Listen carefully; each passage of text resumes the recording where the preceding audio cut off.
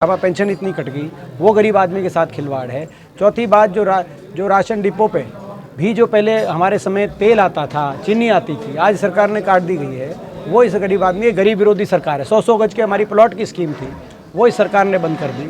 मकान आता था, इंदिरा आवास योजना हमारे समय में 91,000 की किस्त आती थी, इंदिरा आवास योजना, वो स्कीम बंद कर दी इन्होंने। ये पूर्णतः गरीब विरोधी सरकार है। सारी गरीब आदमी की स्कीम बंद कर दी। हम प्रदेश के हर परिवार को, गरीब परिवार को आश्वासन दिलाते हैं, सभी के जिनके गलत कार्ड कटे हैं, सारे कार्डों को दोबारा से बनाया जाएगा। में इस अधिवेशन में 5 कमेटीज़ हैं हमारी, अलग अलग कमेटीज़ के अलग अलग चेयरमैन हैं। वो भी वही पॉलिटिकल कमेटी अलग है, इकोनॉमिक अफेयर कमेटी अलग है, agriculture and worker farmer and worker committee अलग है, जिसके चेयरमैन हुड्डा साहब हैं। हमें बड़ा धन्यवाद करते हैं AICC का कि 5 कमेटियां बनी, उनमें से एक के चेयरमैन हुड्डा साहब को भी बनाने का काम कांग्रेस आला कमान ने किया। हम धन्यवाद उनका करते हैं। एक एक्सटर्नल अफेयर कमेटी भी है, एक कांग्रेस के जो है कॉन्स्टिट्यूशन अमेंडमेंट कमेटी भी है, जो कांग्रेस के अंदर का, कुल मिला के 5 कमेटियाँ हैं। और ये जो 5 कमेटियाँ जो हैं, और इनमें जो सारे विषय आएंगे, उन पे जो कमेटीज़ रखेंगी अधिवेशन के सामने, उन पे डिस्कशंस होंगे वहाँ पे, और फिर रेजोल्यूशन पास किए जाएंगे। ये हमारी AICC का हमेशा जो सेशन होता है, प्लेनरी सेशन, उसका यही फॉर्मेट रहता है। AICC के अध्यक्ष पद के चुनाव के बाद ये प्लेनरी सेशन हमारे संविधान में है कि प्लेनरी सेशन बुलाया जाता है। तो प्लेनरी सेशन बुलाया, अभी छत्तीसगढ़ में बुलाया गया है, रायपुर में। हम लोग जाएंगे, 23 या 24 को पहुँचेंगे वहाँ, और इन कमेटियों की में पहले अंदरूनी चर्चा होगी, फिर चर्चा का जो नोट होगा वो ऐसी सेशन में सामने रखेंगे। उस पर जो भी किसी डेलीगेट को बोलना होगा वो बोल सकता है, और फिर बोलने के बाद फाइनल रेजोल्यूशंस अडॉप्ट करेंगे जो देश के सामने आएंगे। हरियाणा का अच्छा प्रतिनिधित्व है, और हरियाणा की आवाज़ हमेशा बुलंद है। प्रदेश है, तो किसानों को लेकर आपने उदयपुर डिक्लेरेशन में भी जो बातें आई थी, MSP की गारंटी, वो कांग्रेस के मैनिफेस्टो में ऐड कराने की बात आई थी। भूमि अधिग्रहण कानून जो सरकार ने निरस्त कर दिया, उसको लाने की बात आई थी। बहुत सी बातें, तो वो बातें जो हम लेके आए थे उदयपुर डिक्लेरेशन में, वो प्लेनरी सेशन के माध्यम से कांग्रेस के मैनिफेस्टो में हमें विश्वास है कि हुड्डा साहब के नेतृत्व की जो कमेटी बनी है, वो कांग्रेस के मैनिफेस्टो में उनको अंकित कराने का काम करेगी। सर तो बताओ आप, मैं ये कहूँगा कि मैं टोहाना में आता रहूँ, आपकी सही बात है, मैं 20 साल हो गए जब से सक्रिय, मगर इन 20 साल में उकलाना से टोहाना की सड़क, मैं आपको ये बताना चाह रहा हूँ कि ऐसी बुरी परिस्थिति में मैंने तो देखी नहीं। आप कह रहे हो पता, शहर में बदलाव तो बाद में देखेंगे, शहर तक पहुँचने में ही रबड़ की सड़क जो है। मैं देखिए मैं अपने जो है, जब मैं कॉलेज जीवन से वापस आया सार्वजनिक जीवन में, तो 20 साल से टोहाना आना जाना है, आप लोगों से भी मुलाकात। मगर ऐसी सड़क, यानी कि ये इस सरकार ने प्रदेश का कितना विकास की पटरी से उतारने का काम किया है, ये अगर देखना है किसी को, तो उकलाना से टोहाना की सड़क को देख के अंदाजा लगाया जा सकता है। जब ये तो वो स्थिति है जब यहाँ पे BJP के अध्यक्ष थे, यहाँ पे अगर गलत रास्ते चलता है तो उसका जवाबदेही जनता तय करती है। अगले चुनाव में जनता उनको मौका नहीं देती। यही है विधायकों का है। अगर कोई भ्रष्टाचार कर रहा है, कोई विधायक, कोई मंत्री, वो शीशे की तरह आगे सामने आ जाएगा।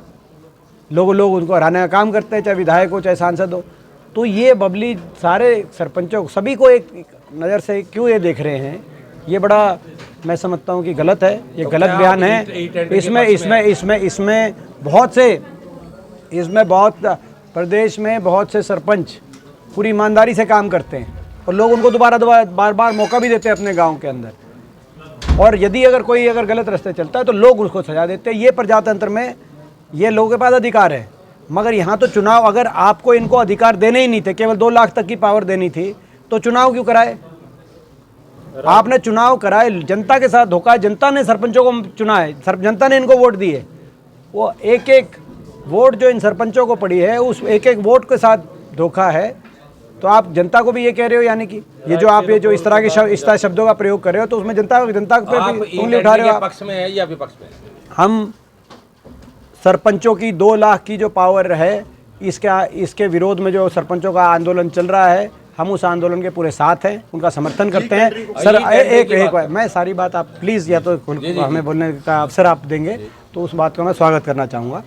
तो अपना सरपंचों की जो मांग है वो पूरी तरह जायज़ है। सरपंचों को हमारी सरकार में जो है उनकी पावर, उनकी विकास कराने की पावर्स थी, 20 लाख तक की थी उस समय।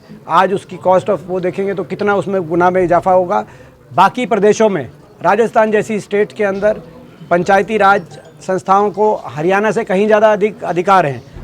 होना तो ये चाहिए था कि वो अधिकारों में वृद्धि हो, क्योंकि जो गांधी जी का ग्राम स्वराज का जो सपना था, कहीं ना कहीं पंचायती राज का गठन राजीव जी की सोच से जो हुआ था उसको मजबूती मिली थी। वो सारा ये है कि भाई डिसेंट्रलाइजेशन ऑफ गवर्नेंस, ये उस सिद्धांत पे चोट मारने का काम किया गया है।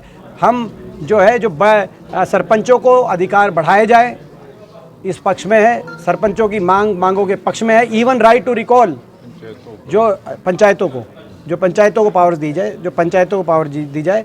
और राइट टू रिकॉल भी जो की बात आ रही है, वो विधायक और सांसदों पे क्यों नहीं लागू है, वो भी एक प्रश्न है। वो केवल सरपंचों पे क्यों लागू है? बहुत से ऐसे विधायक हैं जो आप करा के देखो। आप ये राइट टू रिकॉल लागू हो, कई जगह आप करा के देखो इलेक्शन, आपको नतीजा पता चल जाएगा। अगर गरीबों के साथ खिलवाड़ नहीं है? बिल्कुल है। गरीबों, इस सरकार में तो गरीबों के साथ कई खिलवाड़ हो रहे हैं, जिसमें ये इनकम लिमिट वाली आपने जो बात कही। दूसरी बात, ये इसको जो असेसमेंट की गई है जिस तरीके से, और उसके हिसाब से इतने कार्ड काट दिए गए हैं, वो गरीबों के साथ एक खिलवाड़ है। तीसरी बात, ये जो परिवार पहचान पत्र, फैमिली आईडी के माध्यम से जो राशन कार्ड कट रहे हैं, यहाँ तक कि बुढ़ापा पेंशन इतनी कट गई, वो गरीब आदमी के साथ खिलवाड़ है। चौथी बात, जो राशन डिपो पे भी जो पहले हमारे समय तेल आता था, चीनी आती थी, आज सरकार ने काट दी गई है, वो इस गरीब आदमी, गरीब विरोधी सरकार है।